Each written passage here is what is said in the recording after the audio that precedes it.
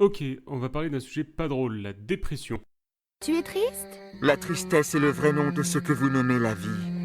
Mais comme j'ai pas envie de vous plomber le moral et qu'en plus cette maladie n'est pas une fatalité, on ne va pas se lamenter sur le sort des personnes dépressives. Donc d'avance, pour ceux à qui ça plaît pas... Ouais, pardon aux familles, tout ça, ouais. Selon Martin Seligman, un célèbre chercheur en psychologie, la recette de la dépression comporte deux ingrédients. La rumination et le pessimisme. Ça ne marchera jamais. La rumination, à la manière des vaches qui mâchent et remâchent la même nourriture, consiste à ressasser encore et encore les mêmes pensées. Et le pessimisme, c'est des pensées négatives non seulement à propos du futur, mais également à propos du passé, de soi-même, et ça comporte aussi un sentiment d'impuissance. Donc en résumé, la dépression consiste à avoir des idées négatives et à y penser tout le temps. Qu'est-ce que tu fais? J'arrache les pétales de la marguerite de l'existence. Je meurs. Je ne meurs pas. Je meurs. Je ne meurs pas. Je meurs. Dans cette vidéo, on va s'intéresser au second paramètre, le pessimisme, c'est-à-dire aux circonstances qui font perdre aux gens tout espoir et tout sentiment de contrôle sur leur vie. Ces circonstances, on peut les fabriquer expérimentalement, c'est-à-dire qu'on peut rendre volontairement des gens dépressifs dans un laboratoire. Je vais vous expliquer comment on fait.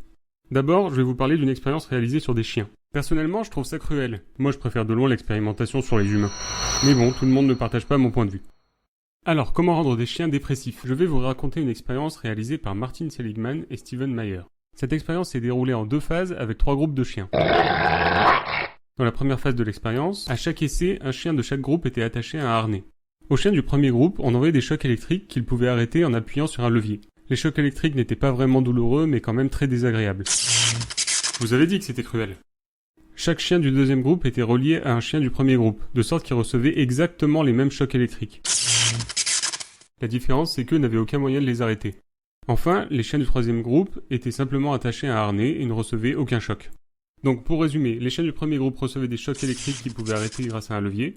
Les chiens du deuxième groupe recevaient exactement les mêmes chocs électriques que ceux du premier groupe mais pouvaient pas les arrêter. Et les chiens du troisième groupe étaient le groupe témoin et n'avaient aucun choc électrique. Quand les chiens du groupe 1 et du groupe 2 recevaient des chocs, au départ, ils s'agitaient un petit peu dans tous les sens à la recherche de ce qu'ils pouvaient faire pour éviter les chocs.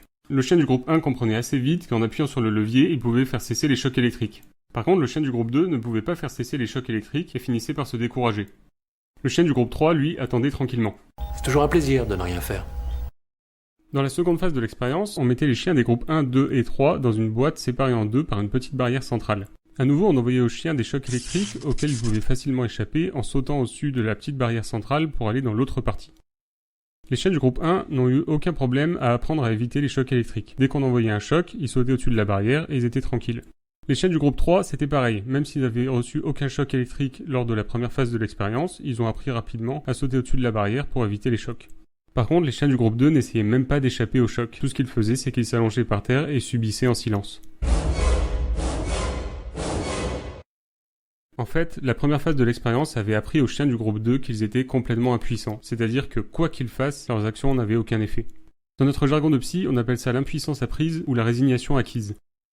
Notez que ce n'est pas la fréquence ou l'intensité des chocs qui déclenchait ce sentiment d'impuissance, puisque les chiens du groupe 2 avaient exactement les mêmes chocs que ceux du groupe 1. La seule différence, c'était le sentiment de contrôle. Les chiens du groupe 1 pouvaient arrêter les chocs électriques en appuyant sur un levier, alors que les chiens du groupe 2 subissaient sans rien pouvoir faire. Alors si on fait un parallèle avec l'être humain, ce n'est pas le nombre ou la fréquence des événements négatifs qui nous arrivent qui nous rend dépressifs et impuissants, mais plutôt le sentiment qu'on n'a absolument aucun contrôle sur ce qui nous arrive. Et ce sentiment d'impuissance, très familier des personnes dépressives, nous conduit à baisser les bras. C'est quand on croit que nos efforts sont inutiles qu'on devient passif. Et quel est ton travail entre les moments où tu arraches les pétales de la marguerite de l'existence? Je jardine. Je plante. J'arrose. Je scie les clôtures. J'observe la lente décrépitude de tout ce qui m'entoure, selon le rythme imposé par la lente marche du temps.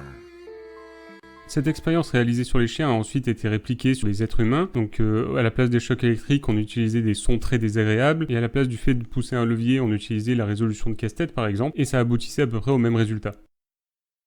Ok, alors c'est bien beau tout ça, mais maintenant je suppose que vous aimeriez savoir comment on fait pour se débarrasser de ce sentiment d'impuissance, comment on fait pour se sentir mieux et pour arrêter d'être déprimé. Alors c'est une question assez vaste, tellement vaste qu'elle fera l'objet d'une prochaine vidéo. Donc pour le savoir, il va falloir soit vous abonner à ma chaîne, soit me suivre sur Twitter, soit aller jeter un coup d'œil à mon blog.